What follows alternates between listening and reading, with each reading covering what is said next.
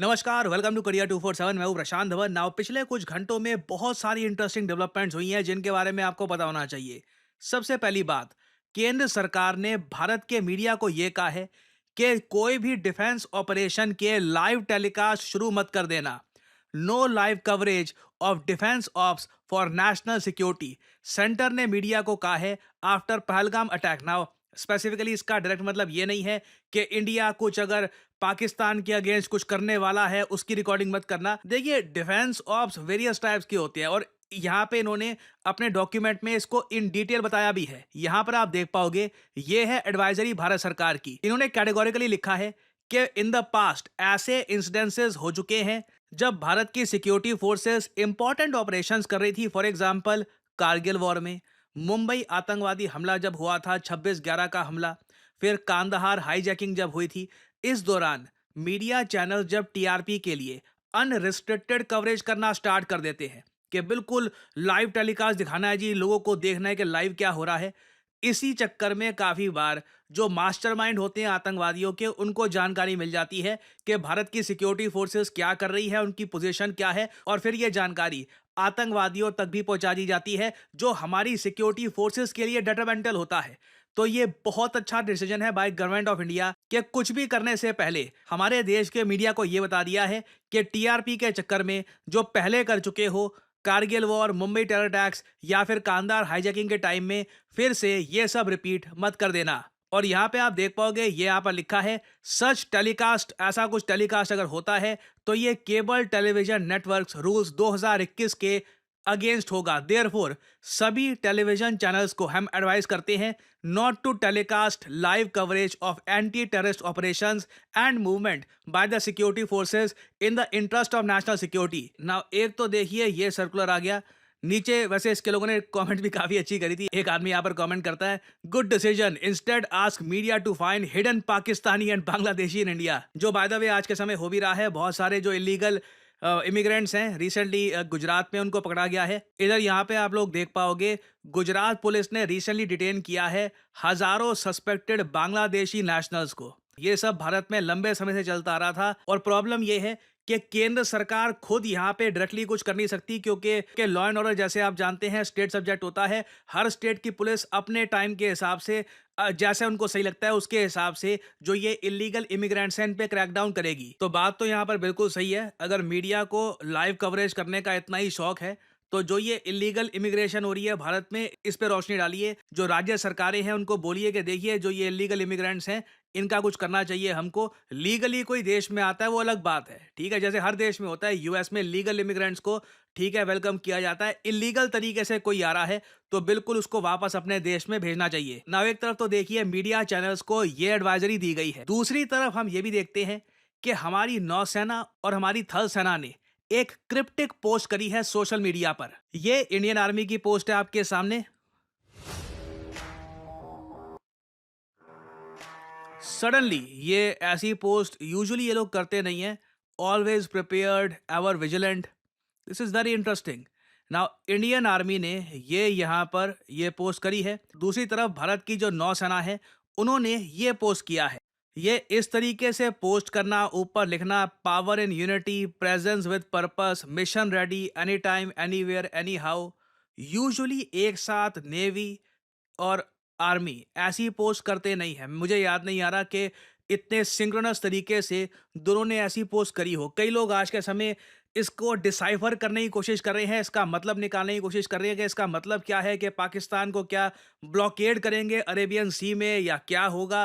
We don't really know. Now मुझे यहाँ पर यह भी ऐड करना पड़ेगा, हो सकता है भारत जो भी एक्शन ले उसमें एक हफ्ता, कुछ दिन, एक महीना, वी डोंट रियली नो, मगर definitely India is planning something big. एक और बहुत ही इंपॉर्टेंट, ना अगेन जो भी मैं आपको जानकारी देता हूं ना, चाहे ये भी जानकारी आई हो कि इसराइल का कुछ एयरक्राफ्ट यहाँ पे लैंड हुआ था, that is all in public domain.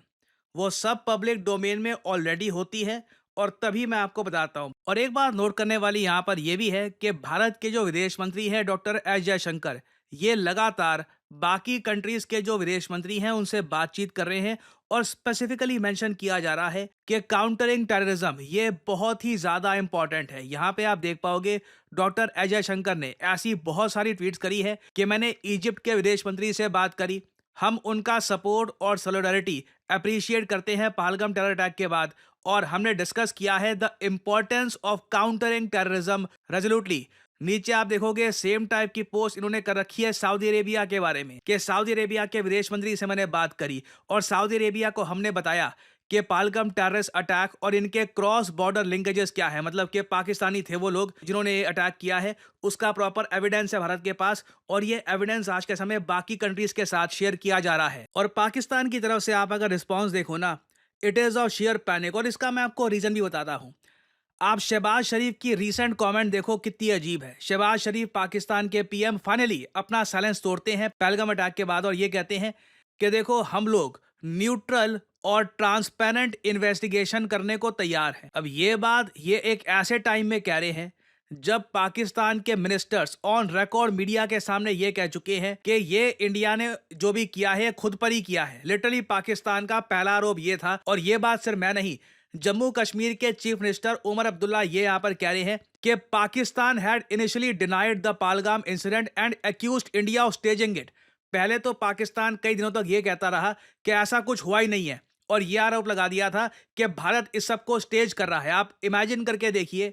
उसके बाद फिर इंदस वाटर ट्रीटी सस्पेंड करी गई है। अब हम देखते हैं कि सिंध में बिलावल भुट्टो कह रहे हैं कि खून की नदियां बहा देंगे वगैरह, और अब पाकिस्तान के प्राइम मिनिस्टर ये भी अब टोन डाउन होकर कह रहे हैं कि हम न्यूट्रल और ट्रांसपेरेंट इन्वेस्टिगेशन करने को तैयार है। क्यों? आप लोग तो कह रहे थे कि ऐसा कुछ हुआ ही नहीं है। तो अगेन अभी देखो पाकिस्तान काफी हद तक पैनिक मोड में है। इनको दिख रहा है कि India is about to do something big, और लग रहा है कि इंडिया इस बार पास्ट एक्सपीरियंसेस से सीख करना, पुरानी गलतियां नहीं दोहराएगा। This time we are taking our time और एक प्रॉपर जवाब हम देंगे इस बार पाकिस्तान को। और आप एक बात नोट करना, कोई भी country, not even a single country, इस वक्त पाकिस्तान के पक्ष में कोई भी स्टेटमेंट नहीं दे रहा।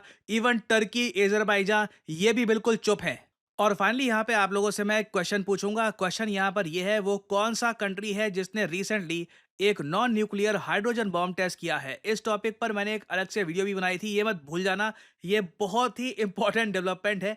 ये है यहाँ पे आपकी ऑप्शंस, इंडिया, रशिया, यूएस या चाइना। कमेंट सेक्शन में करिए उत्तर। जो लोग देंगे सही आंसर उनकी कमेंट को मैं दे दूंगा हार्ट, ताकि बाकी लोग समझ पाए कि सही उत्तर क्या है। देखिए करियर 247 मतलब जॉब अपॉर्चुनिटीज। ऑलरेडी आपने देखा होगा कि हमारे एक्सिस बैंक प्रोग्राम के अंडर कई लोगों को ऑफर लेटर प्राप्त हो चुका है एक्सिस बैंक डेप्यूटी मैनेजर की पोस्ट के लिए। और अब पहली बार करियर 247 आपके लिए लेके आया है हमारा flagship data science course with generative AI.